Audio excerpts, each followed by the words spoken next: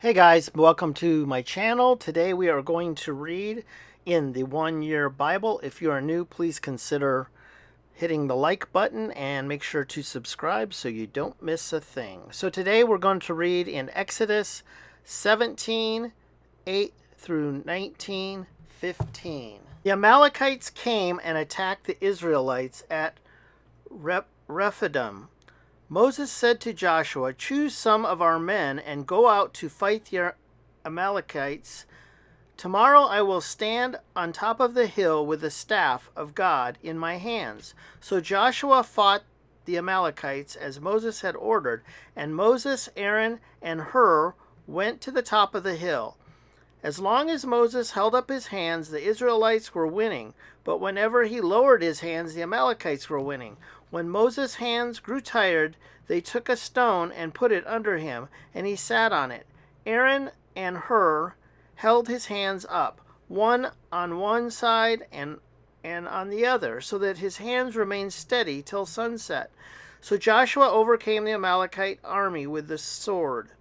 Then the Lord said to Moses, "Write this on a scroll as something to be remembered, and make sure that Joshua hears it, because I will completely blot out the name of Amalek from under heaven." Moses built an altar and called it, "The Lord is my banner." He said, because hands were lifted up against the throne of God, the Lord will be at war against the Amalekites from generation to generation. Now Jethro, the priest of Midian and father-in-law of Moses, heard of everything God had done for Moses and for his people, Israel, and how the Lord had brought Israel out of Egypt. After Moses had sent away his wife Zipporah, his father-in-law Jethro received her and her 2 sons. One son was named Gershom, for Moses said, "I have become a foreigner in a foreign land," and the other was named Eleazar, for he said, "My father's God was my helper, and he saved me from the sword of Pharaoh." Jethro, Moses' father-in-law, together with Moses' son and wife, came to him in the wilderness where he was camped near the mountain of God. Jethro had sent word to him, "I, your father-in-law Jethro, am coming to you with your wife and her 2 sons." So Moses went out to meet his father-in-law and bowed down and kissed him. They greeted each other and then went into the tent. Moses told his father-in-law about everything the Lord had done to Pharaoh and the Egyptians for Israel's sake, and about all the hardships they had met along the way and how the Lord had saved them. Jethro was delighted to hear about all the good things the Lord had done for Israel in rescuing them from the hand of the Egyptians. He said, "Praise be to the Lord who rescued you from the hand of the Egyptians and of Pharaoh, and who rescued the people from the hand of the Egyptians. Now I know that the Lord is greater than all other gods, for he did this to those who had treated Israel arrogantly." Then Jethro, Moses' father-in-law, brought a burnt offering and other sacrifices to God. And Aaron came with all the elders of Israel to eat a meal with Moses, his father-in-law, in the presence of God. The next day Moses took his seat to serve as judge for the people, and they stood around him from the morning till evening. When his father-in-law saw all that Moses was doing for the people, he said, "What is this that you are doing for the people? Why do you alone sit as a judge while all these people stand around you from morning till evening?" Moses answered him, "Because the people came to me to seek God's will. Whenever they have a dispute, it is brought to me, and I decide between the parties and inform them of God's decrees and instructions." Moses' father-in-law replied, "What you are doing is not good.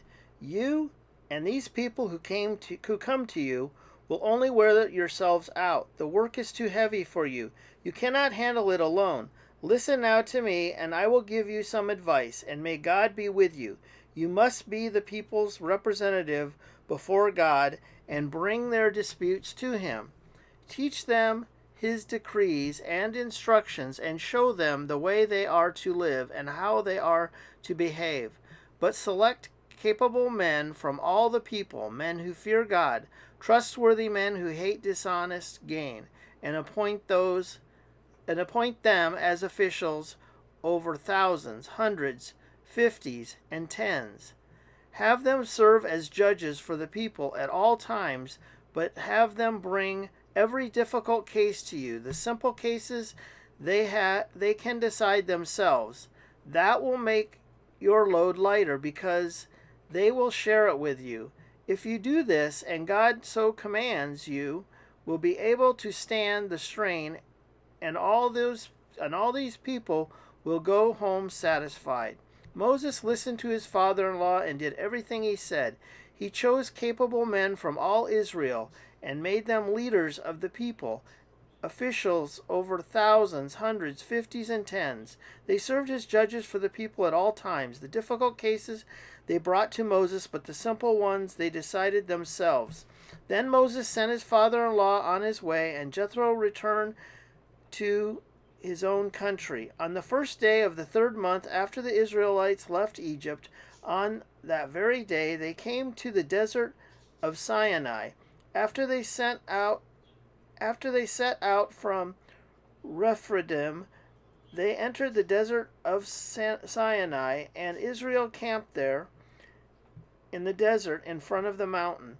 Then Moses went up to God, and the Lord called to him from the mountain and said, "This is what you are to say to the descendants of Jacob, and what you are to tell the people of Israel. You yourselves have seen what I did for Egypt, and now I carried you on eagle's wings and brought you to myself. Now you obey me fully and keep my covenant. Then out of all nations you will be my treasured possession.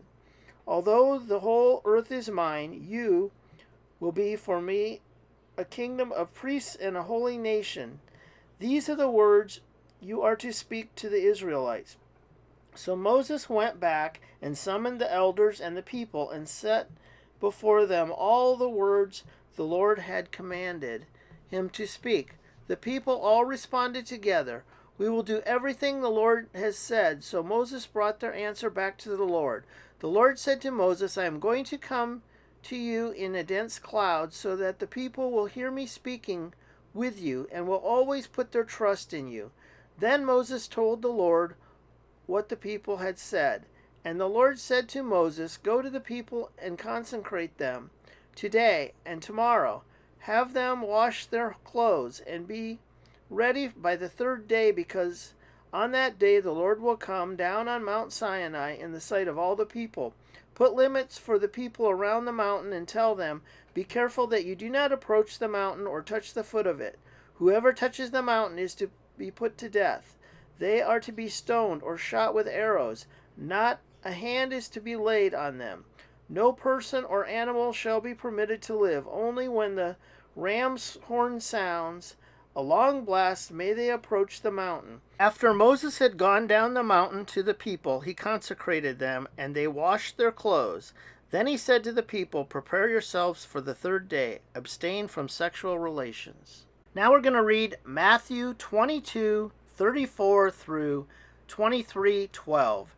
Hearing that Jesus had silenced the Sadducees, the Pharisees got together. One of them, an expert in the law, tested them with his question, "Teacher, which is the greatest commandment in the law?" Jesus replied, "Love the Lord your God with all your heart, with all your soul, and with all your mind. This is the first and greatest commandment, and the second is like it. Love your neighbors as yourself. All the law and the prophets hang on these 2 commandments." While Pharisees were gathered together, Jesus asked them, "What do you think about the Messiah? Whose son is he?" "The son of David," they replied. He said to them, "How is it then that David, speaking by the Spirit, calls him Lord? For he says, 'The Lord said to my Lord, sit at my right hand until I put your enemies under your feet.' If then David calls him Lord, how can he be his son?" No one could say a word in reply, and from that day on, No one dared to ask him any more questions. Then Jesus said to the crowd and to his disciples, "The teacher of the law and the Pharisees sit in Moses' seat. So you must be careful to do everything they tell you, but do not do what they do, for they do not practice what they preach. They tie up heavy, cumbersome loads and put them on other people's shoulders, but they themselves are not willing to lift a finger to move them. Everything they do is done for people to see. They make their paralyses wide and the tassels on their garments long. They love the place of honor at banquets and the most important seats in the synagogue. They love to be greeted with respect in the marketplace and to be called rabbi by others. But you are not to be called rabbi, for you have one teacher and you are all brothers. And do not call anyone on earth father, for you have one Father, and he is in heaven. Nor are you to be called instructors, for you have one instructor, the Messiah. The greatest among you will be your servant.